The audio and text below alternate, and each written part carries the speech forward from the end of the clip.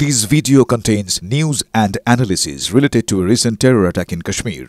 The content may include sensitive visuals and discussions that could be distressing to some viewers. Viewer discretion is advised. We strongly condemn all forms of violence and terrorism. The purpose of the content is solely to inform and create awareness based on verified reports. যদি এমবিএচ kitchen king কিচেনে থাকে তো আমরা যা ইচ্ছে তৈরি করতে পারি। বেগুনের ভর্তা, আলু কফি, ভিন্ডি মশলা আরো অনেক কিছু। এবার পাক ক্রিকেটারদের ইনস্টাগ্রাম অ্যাকাউন্ট বন্ধ। ভারতে বাবর আজম, মোহাম্মদ রিজওয়ান, শাহিন আফ্রিদিদের ইনস্টাগ্রাম অ্যাকাউন্ট ভারত থেকে দেখা যাবে না।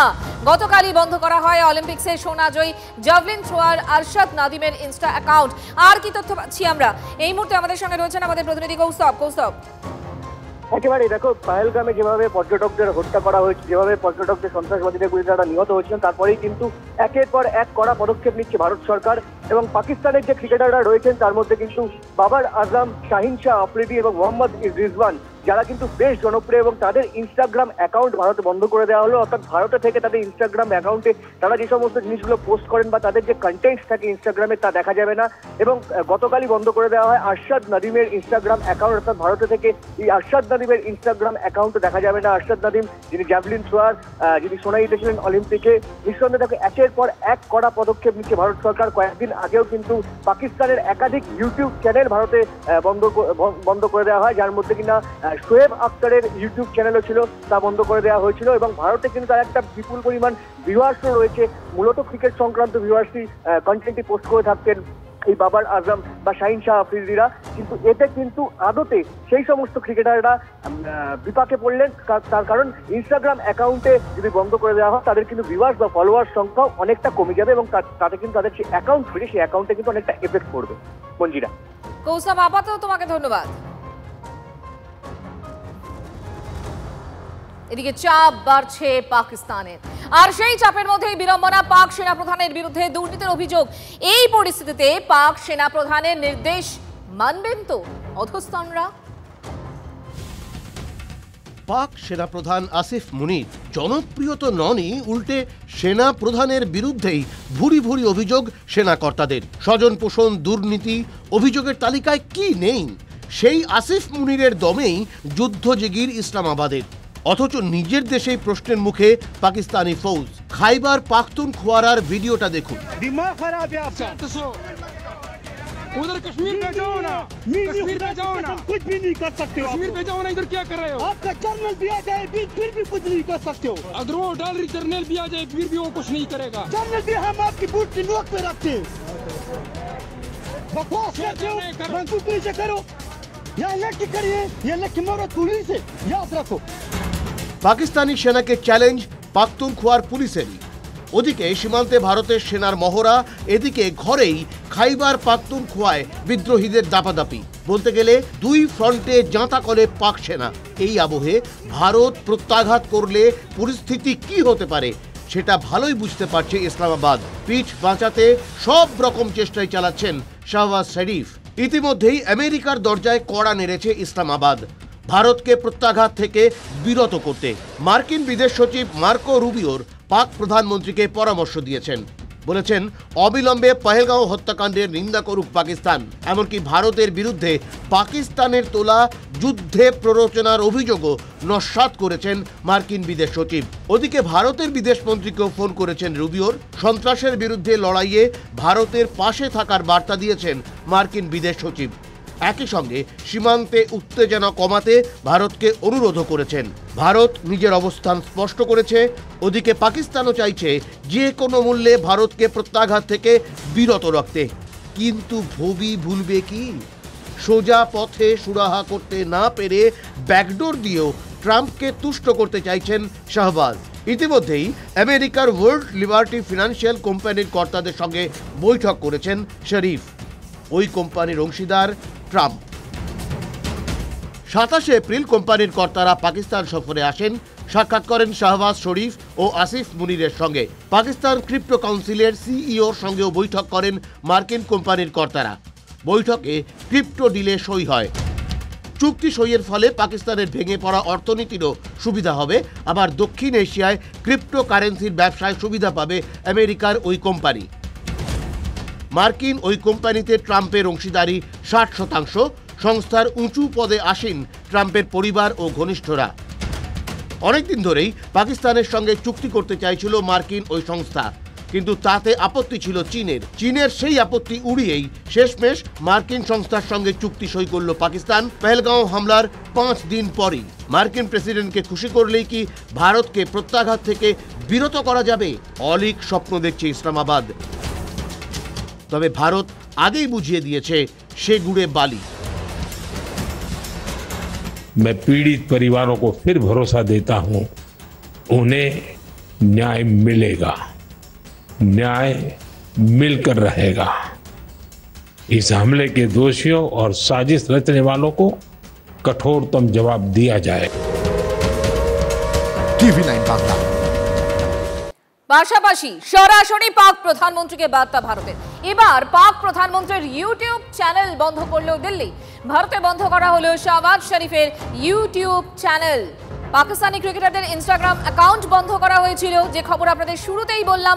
এরপর এই মুহূর্তে যে খবর পাচ্ছি আমরা, পাক প্রধানমন্ত্রীর ইউটিউব চ্যানেল বন্ধ করল দিল্লি। ভারতে বন্ধ করা হলো শাহবাজ শরীফের ইউটিউব চ্যানেল। গত কয়েকদিনের যা ঘটনা পরম্পরা, তাতে পেহেলগাঁওয়ের হত্যাকারীদের কি জীবিত ধরতে চায় এনআইএ? সূত্রের খবর, দক্ষিণ কাশ্মীরের জঙ্গল ঘেরা পাহাড়ে গা ঢাকা দেওয়া জঙ্গিদের ধরতে জাল গোটানো শুরু করেছে এনআইএ। ক্রমাগত ডেরা বদল করছে জঙ্গিরা। গোয়েন্দাদের একটি সূত্রের দাবি, একবার খুব কাছ থেকে পেয়েও শুধুমাত্র জীবিত ধরার তাগিদেই জঙ্গিদের সঙ্গে সেই সময় এনকাউন্টারে যায়নি যৌথ বাহিনী। ভূস্বর্গে নারকীয় নিধনযোগ্য পহেলগাঁওয়ে নৃশংস হত্যালীলার পিছনেও সরাসরি রয়েছে পাকিস্তান। হামলাকারীদের মধ্যেই রয়েছে 2 পাকিস্তানি জঙ্গি হাশিম মুসা ও তালহা ভাই। সূত্রের খবর, পাকিস্তানের জঙ্গি মদতের অকাট্য প্রমাণ হিসেবে 2 পাকিস্তানি জঙ্গিকে জীবিত ধরার উপর জোর দিচ্ছে নয়াদিল্লি। আজমল কাসবের মতোই পেহেলগাম হত্যাকাণ্ডের যে 2 পাকিস্তানি জঙ্গি সরাসরি যুক্ত, তাদের জীবিত ধরতে চায় নয়াদিল্লি। ইতিমধ্যে এনআইএর কাছেও নয়াদিল্লির সেই বার্তা স্পষ্ট করে দেওয়া হয়েছে এবং সেই কারণেই এনআইএ, কাশ্মীর পুলিশ এবং সিআরপিএফ এক অন্য পরিকল্পনায় তারা অভিযান চালাচ্ছেন। এনআইএ সূত্রের দাবি, দক্ষিণ কাশ্মীরের পাহাড় জঙ্গলেই এখনো আত্মগোপন করে আছে 2 পাকিস্তানি জঙ্গি মুসা ও তালহা ভাই। কাশ্মীর পুলিশ, সেনা এবং আধা সেনার পরপর অভিযানে দক্ষিণ কাশ্মীরের পাহাড় জঙ্গলে ক্রমাগত ডেরা বদল করে পালিয়ে বেড়াচ্ছে জঙ্গিরা। গোয়েন্দাদের একাংশের দাবি, জীবিত ধরার তাগিদে একবার তাদের খুব কাছে পেয়েও এনকাউন্টারে যায়নি বাহিনীর দাবি, একদিকে পরপর অভিযান চালিয়ে তাড়িয়ে বেড়ানো হচ্ছে জঙ্গিদের। নিরাপত্তা বাহিনীর লক্ষ্য, সাঁড়াশি অভিযানের ঘেরাটোপে আটকে পড়া জঙ্গিরা যাতে তাদের গোপন ডেরা থেকে বাইরে বেরিয়ে আসতে বাধ্য হয়। এই পরিস্থিতিতে জঙ্গিরা যাতে বাইরে থেকে সাহায্য না পায় তা নিশ্চিত করতে শ্রীনগর, অনন্তনাগ, অবন্তিপুরা শহর এবং বিভিন্ন গ্রামে জঙ্গিদের সহযোগী ওভারগ্রাউন্ড ওয়ার্কারদের বাড়িতে লাগাতার অভিযান চালাচ্ছে পুলিশ। অর্থাৎ সামগ্রিকভাবে ওভারগ্রাউন্ড ওয়ার্কারদের সঙ্গে জঙ্গলে থাকা জঙ্গিদের যে যোগাযোগ, সেটা বিচ্ছিন্ন করে তাদেরকে ডেরা থেকে বের করে আনতে বাধ্য করার প্রচেষ্টা চালাচ্ছে এনআইএ। কারণ জঙ্গলে দাঁড়িয়ে তাদেরকে জীবিত ধরা অনেকটাই কঠিন, আর সেই কারণেই তাদের জঙ্গল থেকে বের করে এনে জীবিত ধরতে চাইছে এনআইএ আধিকারিকরা। মুম্বাইয়ে 26/11 হামলায় পুলিশের হাতে ধরা পড়ে গিয়েছিল হামলাকারী পাকিস্তানি জঙ্গি আজমল কাসব। গোটা দুনিয়ার সামনে পাকিস্তানের জঙ্গি মদতের জলজান্ত প্রমাণ হয়ে গিয়েছিল জীবিত কাসব। সূত্রের খবর, সেই কারণেই পেহেলগাঁওয়ের হত্যাকারী পাক জঙ্গিদের জীবিত পাকড়াও করতে জোর দিচ্ছেন স্বরাষ্ট্র মন্ত্রকের শীর্ষকর্তারা। দিল্লির বার্তা স্পষ্ট, আজমল কাসবকে জীবিত গ্রেপ্তার করার পর 26/11 পেছনে লস্কর এবং পাকিস্তানের যে সরাসরি যোগাযোগ কিভাবে ছিল, সেই অকাট্য তথ্য প্রমাণ কিন্তু গোটা বিশ্বের সামনে তুলে ধরা গিয়েছিল। আর এই দুজনকেও জীবিত গ্রেপ্তার করা সম্ভব হলে সেই তথ্য প্রমাণ গোটা বিশ্বের কাছে তুলে ধরা সম্ভব হবে যে কিভাবে পাকিস্তানের সরকার এই নারকীয় হত্যাকাণ্ডের পেছনে মদত দিয়েছে, পাকিস্তানের সরকার কিভাবে সরাসরি এই নরহত্যার সঙ্গে যুক্ত। ক্যামেরায় তুষারের সঙ্গে সিজার, টিভি 9 বাংলা। আইএসআই এর নির্দেশে লস্করে তৈবার সদর দফতরে পেহেলগাঁও হামলার ব্লুপ্রিন্ট। লস্করে তৈবা, আইএসআই এবং পাক সেনার ষড়যন্ত্র প্রমাণিত। হামলা চালায় 2 পাকিস্তানি জঙ্গি হাসিম মুসা আর তালহা ভাই। পাকিস্তান থেকে নির্দেশ আসছিল পাক জঙ্গিদের কাছে, পিওকে থেকে যোগাযোগ রাখছিল পাক হ্যান্ডলাররা। এনআইএর প্রাথমিক তদন্তের রিপোর্টে উল্লেখ, হামলার আগে বেতাব উপত্যকায় অস্ত্র লুকিয়ে রেখেছিল এই জঙ্গিরা। ওভারগ্রাউন্ড ওয়ার্কারদের দিয়ে তৈরি করা হয়েছিল নেটওয়ার্ক। সূত্রের খবর, ওভারগ্রাউন্ড ওয়ার্কারদের একটি তালিকা তৈরি করেছে এনআইএ। ঘটনাস্থল থেকে পাওয়া কার্তুজ পাঠানো হয়েছে ফরেন্সিকে। অন্তত 150 জনের বয়ান রেকর্ড করেছে এনআইএ। বৈশারণ উপত্যকার হত্যাকাণ্ড নিয়ে প্রাথমিক তদন্ত রিপোর্ট পেশ করলো এনআইএ। এনআইএ ডিজি স্বরাষ্ট্রমন্ত্রকে যে রিপোর্ট পেশ করতে চলেছেন, সেই রিপোর্টে খুব স্পষ্টভাবে পাকিস্তানের ইন্টার সার্ভিসেস ইন্টেলিজেন্সের এই গোটা হত্যাকাণ্ডের সঙ্গে যে সরাসরি যোগ আছে সেই বিষয় কিন্তু উল্লেখ করা হয়েছে। সেখানে স্পষ্ট উল্লেখ করা হয়েছে আইএসআই সরাসরিভাবে এই হত্যাকাণ্ডের সঙ্গে যুক্ত।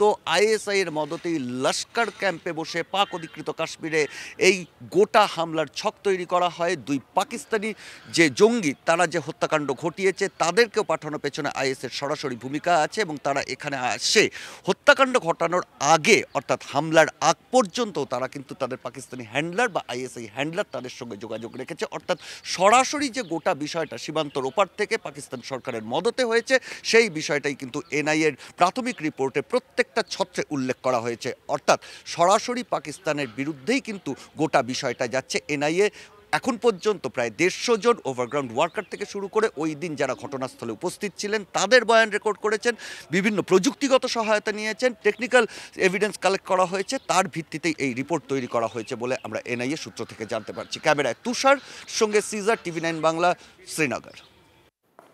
পাক জঙ্গিদের বিরুদ্ধে এবার বড় পদক্ষেপ চান জাভেদ আখতার। পটকা নয়, ধামাকা চাই বলেন জাভেদ আখতার। একবার নয়, বারবার হামলা হচ্ছে। কেন্দ্রের কাছে পদক্ষেপের আর্জি জানিয়ে মন্তব্য গীতিকার জাভেদ আখতারের। मैं रिक्वेस्ट करता हूं सरकार से, दिल्ली की सरकार, कि ये बहुत बार हो गया है, एक बार नहीं हुआ है। ये आप देखिए इतिहास तो पिछले 75 बरस में हर 2-3 साल बाद ऐसा एक हंगामा होता है। अब आप स्टेप लीजिए, ये सरहद पे कुछ फुलझड़ियां छोड़ने से काम नहीं चलेगा।